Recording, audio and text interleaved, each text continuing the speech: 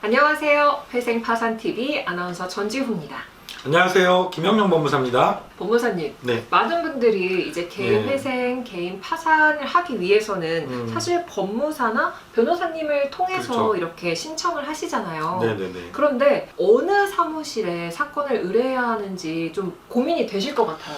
당연히 엄청 고민되실 것 같아요. 왜냐면 인터넷에 보면 광고들도 너무 많고 네. 법률 시장 중에서 광고가 가장 많은 게 회생파산 시장인 것 같아요. 그래서 과연 내가 어디에 맡겨야 될지 광고만 보면 저 사무실 잘하는 것 같은데 고민 참 많이 되실 것 같아요. 겪어보면 사무실 선택도 정말 중요한 게 재차 상담 많이 오시거든요. 다른 사무실 많이 상담을 받으시고 그리고 나서 저한테 이제 상담 전화가 오시거나 찾아오시는 분들, 아니면 이미 다른 사무실에 사건을 의뢰하셔서 진행하시다가 문제가 생겨가지고 그 문제를 해결하기 위해서 이제 상담을 오시는 분들도 계시고 막 그래요. 사무실을 좀 잘못 만났다 그런 생각이 들게 하는 분들이 많이 계시거든요. 이게 저뿐만 아니라 좀 제대로 된 사무실에 의뢰를 하셨다면 저런 문제가 안 생겼을 텐데, 이런 것들을 제가 이렇게 몇 분 상담해 보면 이게 보이는 분들이 계셔서 좀 안타까울 때가 있고, 그래서 사무실 선택을 잘 하시는 게 너무 중요하지 않을까 그런 생각이 듭니다.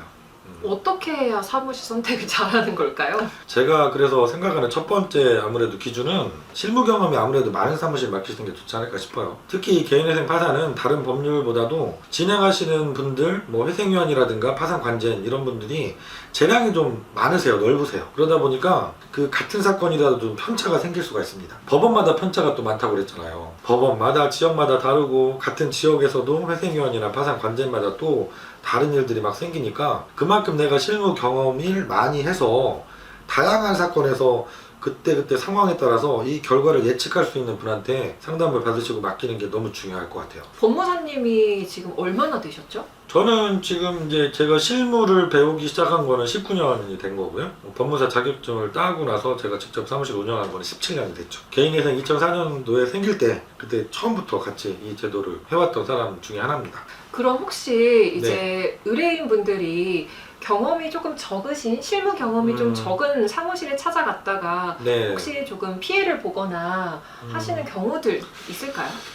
그 부산에서 전화가 오신 분인데 통화를 여러 번 했거든요. 근데 이분이 다른 사무실 법무법인 뭐 여러 군데 상담을 받았는데 다 저하고 답이 틀리다는 거예요. 어떤 부분이었냐면, 우리 개인회생에서 재산이 있으면 재산보다 많이 갚아야 된다는 원칙 아시잖아요? 네. 근데 이때 재산에서 중요한 게 임차 보증금이거든요. 근데 이 임차 보증금이 압류금지 채권으로 공제를 받는 규정도 있지만 면제 재산으로 공제받는 경우도 있어요. 근데 다른 사무실들이 이 면제 재산 규정을 모르시는 거예요.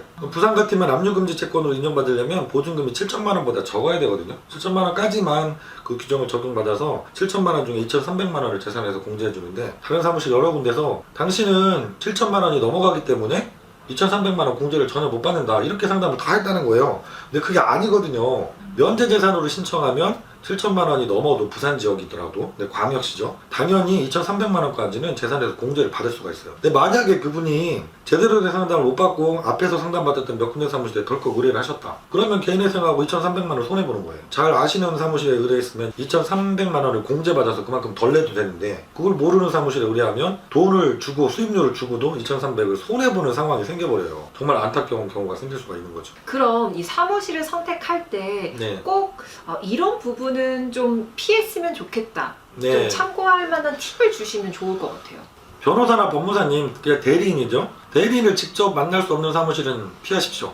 그럼 제가 단호하게 말씀드릴 수 있어요. 만날 수 없는 사무실도 있나요? 대부분입니다. 근데 안타깝게도 대한민국 개인회생 파산을 하는 사무실 중에 많은 사무실들이 변호사나 법무사님들이 직접 상담을 안 해서, 근데 이게 거기서 멈추면 괜찮아요. 뭐 변호사님이나 법무사님이 관리 감독을 하시면서 밑에 직원들이 상담을 좀 한다 이런 것까지는 괜찮을 수 있는데, 아예 자격증을 빌려주고 법무사나 변호사는 업무 자체도 모르는데 그냥 자격증 빌린 사무장이나 실장이 그 사무실을 실제로 운영하고 있다 이러면 정말 위험할 수도 있거든요. 내가 변호사나 법무사님 상담을 받을 수 있는 곳, 변호사나 법무사님 핸드폰 번호까지도 받아서 내가 필요할 때 언제든지 전화해서 궁금한 거 물어볼 수 있는 그런 사무실을 선택하시는 게 좋을 것 같아요. 이게 시간이 짧게 6개월 길게는 막 1년, 2년도 걸리는 사건들이 생기는데, 이때 사실은 대리인들이 가장 큰 역할을 하는 게 실무적으로 서류를 작성해 드리는 거 이런 건 아니에요. 어느 사무실도 법무사 변호사님들이 직접 서류까지 작성하시고 그러진 않을 거예요. 근데 내가 상담을 직접 해야 그분이 어느 부분이 힘든 부분이 있는지 세세하게 알고 그분한테 진행하시면서 제일 힘든 게 불안한 거거든요. 많은 분들이 채권자들 예를 들어서 문자 하나만 와도 법원에서 어떤 연락이 와도 불안해하시고 밤늦게라도 전화하셔서 제 얘기를 들어야 잠을 주무신다는 그런 분들 계시거든요. 그렇게 하실 수 있는 사무실에 맡기셔야 됩니다. 사실은 사건의 결과는 일정 정도 정해져 있거든요. 그 과정에서 내가 얼마나 그분을 통해서 안심하고 진행할 수 있느냐, 이 부분이 제일 중요하다고 생각을 해요. 말씀을 들으니까 어떤 사무실을 선택을 해야 하는지 가장 중요한지를 좀 알게 된 것 같아요. 네네네. 그럼 마지막으로 네. 한 가지만 더 이거는 꼭 우리 의뢰하시는 분들이 꼭 참고했으면 좋겠다 하는 이야기 있을까요? 네네. 비용 문제죠, 비용 문제. 제가 그 다른 사무실 많이 거쳐서 상담을 저한테 뭐 몇 번째로 이렇게 오신 분들 얘기를 들어보면 말도 안 되는 수임료를 받는 사무실들도 있습니다. 천차만별. 네, 수임료를 뭐 300만 원 이상 이렇게 막 요구하는 사무실도 있다고 보거든요. 이 부분은 여러 군데 전화해 보시면 돼요. 상담을 한 군데만 받아보지 마시고 그 사무실이 얼마나 경험이 있는지, 나한테 뭐 최선을 다해줄 수 있는 사무실인지는 상담을 받아보시면 그래도 느낌이 좀 오시잖아요. 그걸 받아보시면서 꼭 비용도 물어보셔서 비용을 너무 과하게 요구하는 사무실은 피하시는 게 좋아요. 이렇게 생각하실 수도 있겠죠. 비용이 비싸면 그만큼 잘해주겠지. 근데 제가 지금까지 경험으로는 절대 그렇지 않습니다. 너무 바가지 쓰지 않도록 여러 군데 상담 받아보시고 결정을 하시면 좋을 것 같아요. 오늘은 이제 사무실을 선택하실 때 어떤 것들을 주의하시고 피해야 하는지, 또 어떤 걸 참고하면 좋을지에 대한 네. 이야기를 해드렸습니다. 네. 우리 구독자분들께 좋은 꿀팁이 되었길 바랍니다. 네, 오늘도 시청해주신 우리 구독자 여러분들 고맙습니다. 감사합니다.